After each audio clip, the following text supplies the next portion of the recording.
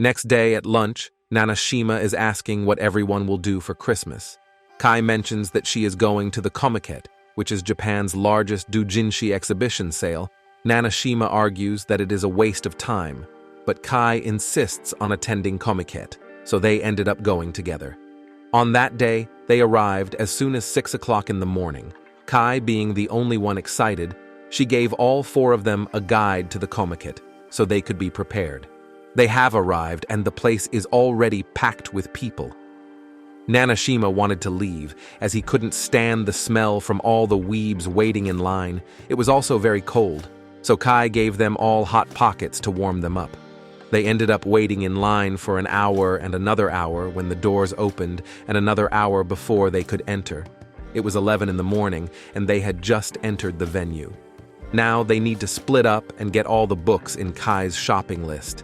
They are all overwhelmed and low-key disgusted by all the boy romance books Kai wants. Igarashi and Nanashima went as a pair. During their purchase, people kept on thinking of them as a couple with all the sussy purchases they are having. The same situation happens with Shinomiya and Mutsumi. Kai finished buying her doujinshis first, and as she waited, a creepy photographer approached Kai and started harassing Kai, asking her to strike a pose for him. In the middle of this, a man threw a handkerchief, covering the photographer's camera. The handkerchief came from a boy wearing a suit. He managed to gather the crowd's attention on the situation, making the creepy photographer walk away. After this, the boy left after he gave a kiss on Kai's hand, and the boys finally arrived. They're ecstatic to leave Komiket and have a party afterwards, but little do they know the ride home is so long. They all fainted during the after-party. Back at school, Kai and I are walking to class, when I asks if she met anyone cool at Komiket. The first person that comes to mind is the boy in the suit, but she forgot to take any picture with him. Suddenly, a familiar voice came from the back. It was the person Kai was thinking about. Her name is Nishima, and she turns out to be a girl this whole time. During lunch, Kai introduced Nishima to the boys, and she gathered a big crowd because Nishina turns out to be very popular with the whole school. Nishina then invited Kai to her house and talked about Cheyenne together. Seeing this, the boys invited themselves too, as they cannot let Kai go by herself. Apparently, Nishina is very rich as she lives in a mansion with maids. They are all shocked looking at this, with some of them almost dying from the riches. Nishina shows everyone her room of figure collection. This is where Mutsumi folds, as he is overwhelmed by the historical palace collections she has. Then, when Nishina takes them to her dressing room, she compliments Shinomiya's good looks, making Shinomiya fold as well. Lastly, Nishina took them to her home library, where she stores all the manga she drew in the past. Yes, you heard me. She is a mangaka as well. This made Kai very impressed and completely falling for her.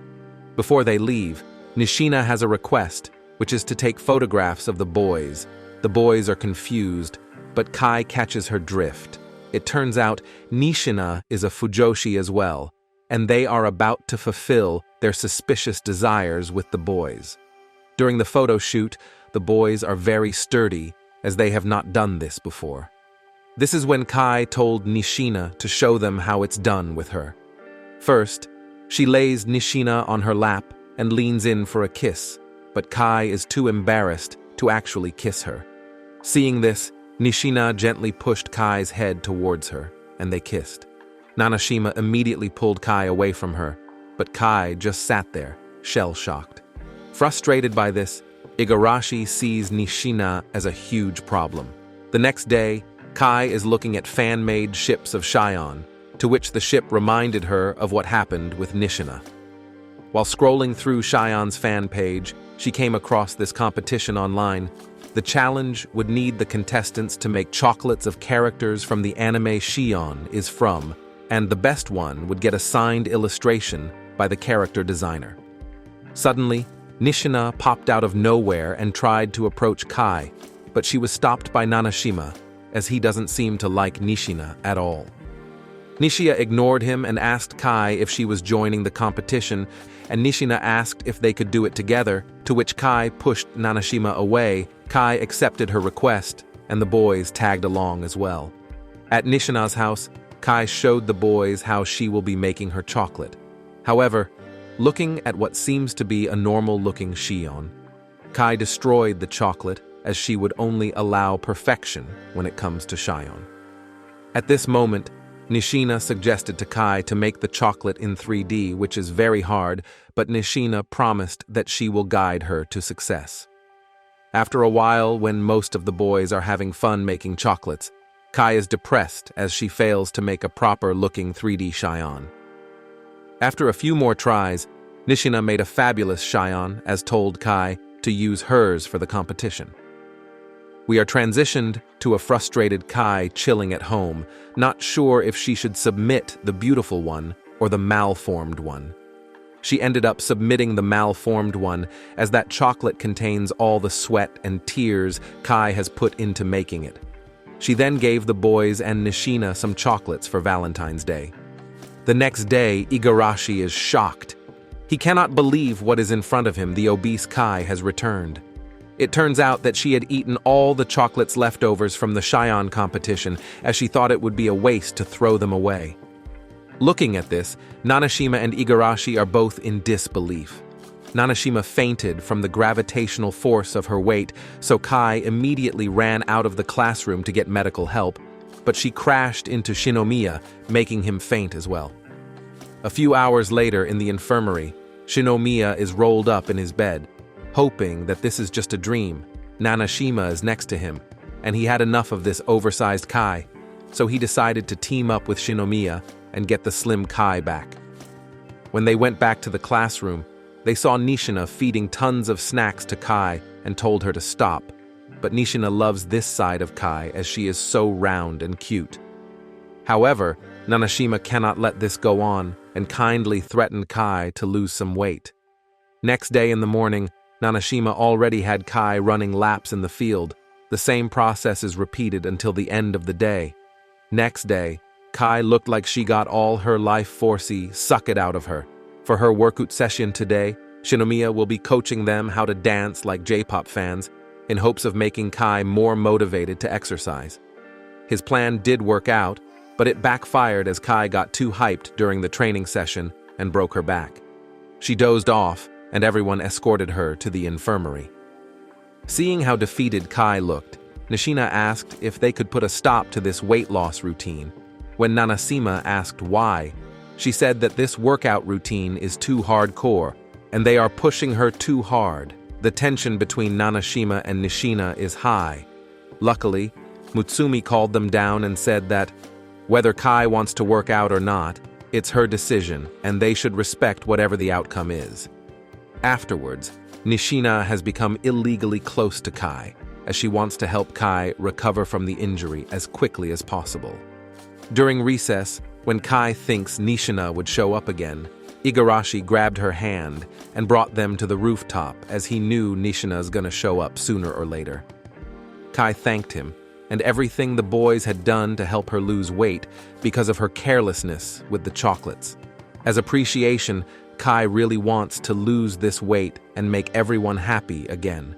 At this moment, Igarashi is touched by her words and once again found a reason why Kai is so attractive, not just because of her beauty, but also the tenacity and perseverance. Back in the classroom, he told Nanashima that he had fallen in love all over again, even now with that fat body. Nanashima thought he was tripping too hard and ran away.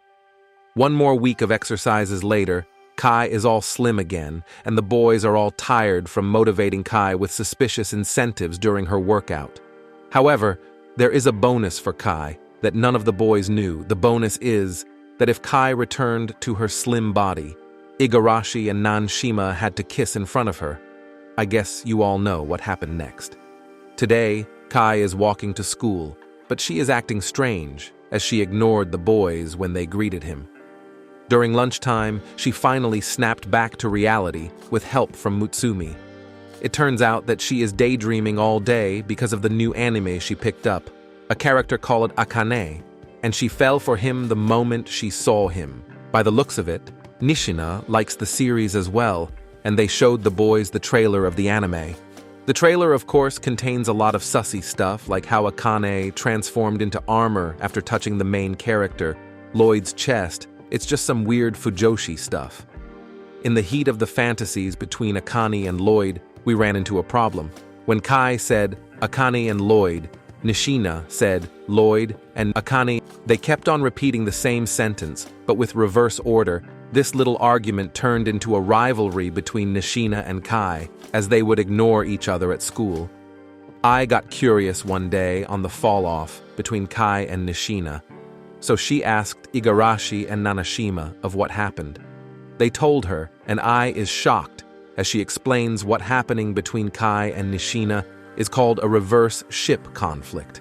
Essentially, the first person in the order would be the more dominant one in the relationship, and the second person in the order would be the submissive one in the relationship.